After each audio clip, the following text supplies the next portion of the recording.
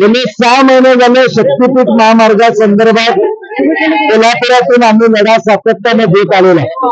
मागच्याही निवडणुकीच्या आधी सुद्धा एक मेळावा इथे झाला होता. त्यावेळी मुख्यमंत्र्यांनी अगदी सांगितलं विरोध आहे, रद्द आम्ही करणार नाही, ही भूमिका घेतली. त्यानंतर निवडणुकीच्या आधी फक्त कोल्हापूर जिल्ह्यापुरती अधिसूचना रद्द केली असं सांगण्यात आलं. आता पुन्हा रेखांकन जे येतंय ते सगळं आहे त्या पूर्वीप्रमाणे किंवा त्यात थोडा बदल करून हा शक्ती मार्ग रेटायचा चाललेला आहे. आणि म्हणून आज 12 जिल्ह्यातल्या लोकांना आम्ही बोलवलं होतं. प्राथमिक स्वरूपात एक बैठक झाली. 1 तारखेपर्यंत या 12 जिल्ह्यातल्या लोकप्रतिनिधींनी आजी माजी लोकप्रतिनिधी पत्र देऊन आपली भूमिका स्पष्ट करावी. शक्तीपीठच्या समर्थनात कोण आहेत आणि विरोधात कोण आहेत.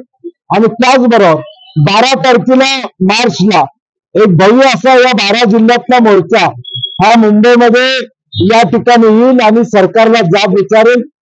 आज आमदारांचा पाठिंबा आहे, काही शेतकऱ्यांचा पाठिंबा आहे. अशा पद्धतीचं मुख्यमंत्र्यांचं दुर्दैवी वक्तव्य हे अत्यंत चुकीचं आहे. कुणासाठी अशा 80,000 कोटीचा प्रकल्प या ठिकाणी होतोय? कॉन्ट्रॅक्टर मार्जिन प्रकल्पाला आमचा विरोध आहे.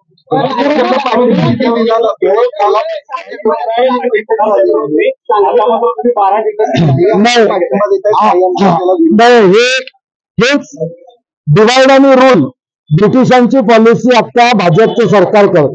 परभणीतले लोक आले होते, धाराशिवचे लोक आले होते, लातूरचे आले होते, बीडचे आले होते, सोलापूरचे आले होते, प्रत्येक जिल्ह्यातनं हिंगोलीचे आले होते. प्रत्येक जिल्ह्यात याला विरोध आहे आणि तो 12 तारखेला मोर्चामध्ये दिसून येईल. सत्ताधारी पक्षातले दोघांकडनं पाठिंबा विरोध होत आहे. नाही, गेल्या 3 वर्षामध्ये राज्यामध्ये बघितलं, एखादा ज्वलंत प्रश्न पुढे आला तर सत्ताधारी पक्षातलेच लोक 2 बाजू घेतात. एक जण एक बाजू घेतो, एक जण एक बाजू घेतो. आता बीडच्या प्रकरणामध्ये आपण बघितलं, भाजपचे आमदार एवढे लढाई करत होते, आता त्यांनी तलवार मान केली. याचा अर्थ काय? तर कुठलंही आंदोलन झालं तर त्या आंदोलनात आपलीच माणसं असली पाहिजे जेणेकरून त्या आंदोलनाची दिशा बदलतात. आणि म्हणून आता देखील तसा प्रयत्न आहे. सत्ताधारीतले मंत्री इथे सांगतायत की रस्ता होणार नाही आणि सत्ताधारीतले आमदार इथे बैठक घेतात कोल्हापुरात की रस्ता कसा फायदेशीर आहे, कसा होणार. आणि म्हणून या महाराष्ट्रातला शेतकरी बळी पडणार नाही. शेतकऱ्यांना देशोधडी घालणारा हा प्रकल्प आहे आणि तो आम्हाला नको आहे.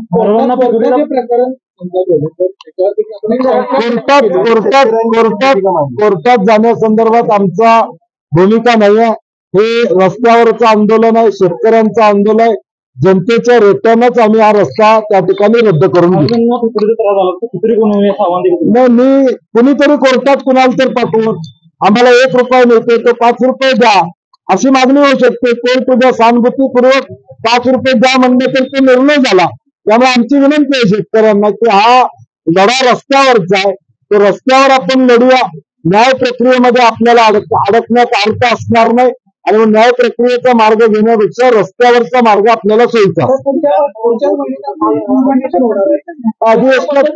अधिवेशनात आम्ही महाविकास आघाडी म्हणून पूर्वी देखील जाहीर केलं होतं की त्याला विरोध असेल म्हणून. आता देखील आमची भूमिका तीच आहे. नाही, असं काही नाही. आम्ही सगळेजण आक्रमक आहोत. शेवटी आता ज्यावेळी मुद्दा येईल त्यावेळी आक्रमकता आम्ही दाखवू. आता मुद्दा आलेला आहे, आम्ही आमची आक्रमकता दाखवून दिलेली आहे. सभागृहात सुद्धा हा मुद्दा मांडला जाईल.